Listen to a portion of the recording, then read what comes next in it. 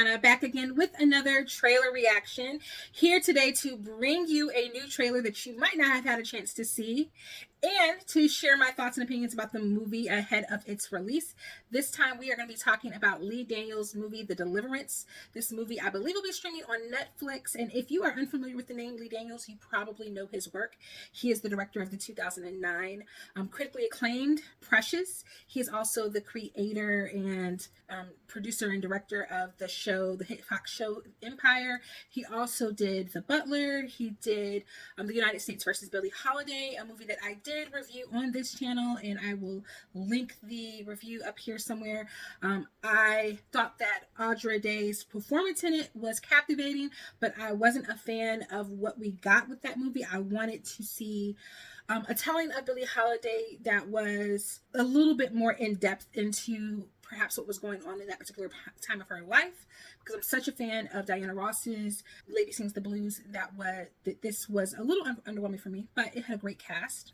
And I have mixed feelings about Lee Daniels' work, because oftentimes his work, I will say from a directorial perspective, visually is good, the performances are strong, but they do tend to also replicate some of the same issues I have with a Tyler Perry, which is that there's a big focus on the element of depicting Black culture in a very dramatic and sad and traumatizing sort of way, that it doesn't feel like a victory in many instances.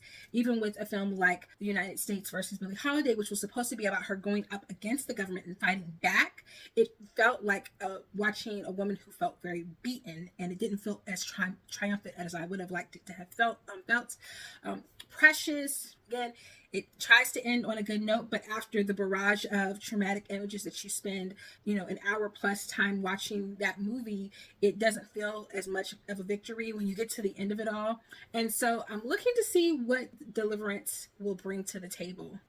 Another recent film of his, which he produced, he didn't direct, was The Reading. I also reviewed it on this channel. I'll link that here. It was a foray into him putting the light on some other young creatives, and for that I can applaud him. And it was also him reuniting with Monique and giving her an opportunity to act again, which she has had acting roles since her role in Precious, but they haven't been as big of a platform as perhaps she feels as though she wouldn't like. We can talk about that if you're interested in a conversation around my thoughts about the career of Monique and whether or not she should have had more career opportunities or not. I just think that there's a larger discussion about the roles for Black people just being very limited in the first place, especially because a lot of the roles end up being roles that aren't really paid what they should be paid, and so someone might be intimidated to cast a Academy Award winner in that role. But I think roles for Black women have been very slow coming in recent years. It's not the 90s and early 2000s where there were a plethora of movies being made for the Black community. It feels like there's been a little trickle, but we can talk about that later.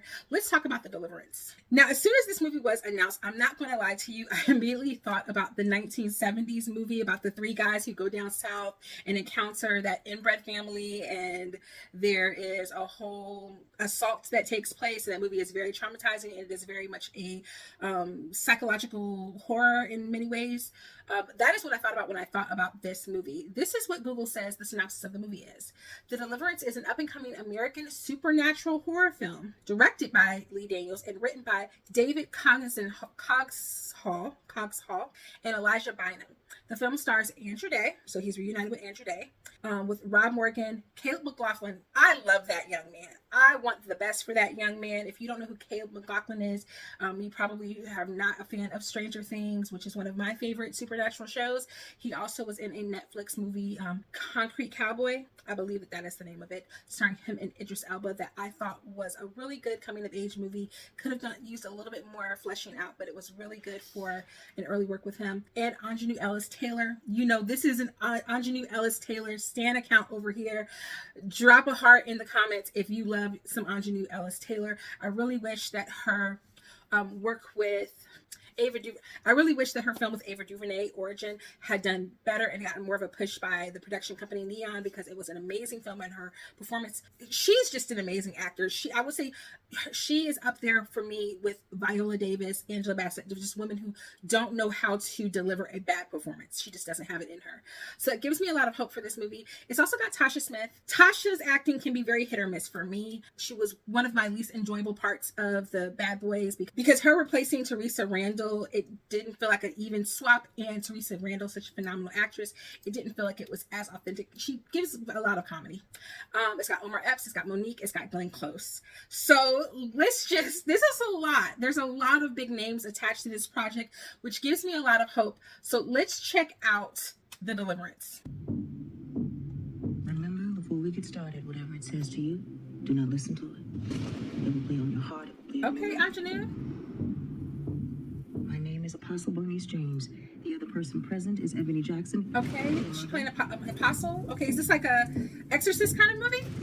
Father, we ask that you cleanse and sanctify us for this deliverance. Okay. Ebony, get back. Okay, this is an exorcist movie inspired by a true story. If you believe, you shall be saved. Okay, Glenn Close. Who's okay, well, okay, she's giving it very much Akilah and the Bee. Who is going to be saved? Okay. Okay, we got some physical horror going on. I mean, like all the Academy Award winners are listed on August 30th. Okay, that feels like that must be a teaser trailer. I feel like I don't really know a lot about what's happening in this movie. Obviously someone's mother has deceased or is possessed, and the girl is present and asking the apostle to deliver. Okay. I'm excited to see what this is going to give. And I like the idea. It's, an exorcist movie that doesn't necessarily give Black trauma or root it in race or anything like that. Perhaps, we don't know from this snippet if it's going to give that or not. It makes me think of the last Exorcist movie that came out that had Leslie Odom Jr. in it, and you had the little white girl and the little black girl. And so it's always great to see representation of Black and brown people in horror genres, because so often we are left out of the conversation. I mean, you had Night of the Living Dead, and then you had a massive, unless it was like blaxploitation type stuff, then you had like a massive gap, and then you had Candyman, and then you had a little bit of rollout with movies like Tales from the Hood and things like that, and then again a little bit of a gap for a while, and then Jordan Peele comes back in, and it kind of awakens the conversation around Black people wanting more representation in horror.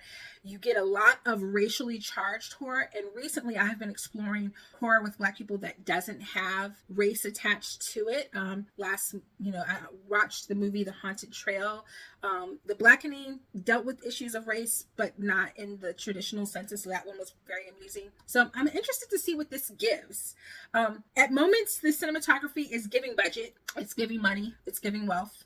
At times, it's looking a little less, but I am excited to see this. This will be one that, if it comes out August 30th, I'll be looking to see what happens as we get closer to that date and we get a longer trailer so that we have a bit more to go off of. Because I feel like we don't really even know who all is attached to what is happening in this movie, like who is part of the family, who isn't.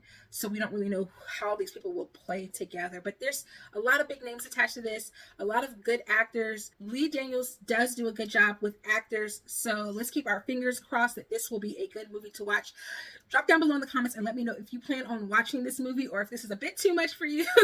And I'll see you guys in the next video. Toodles!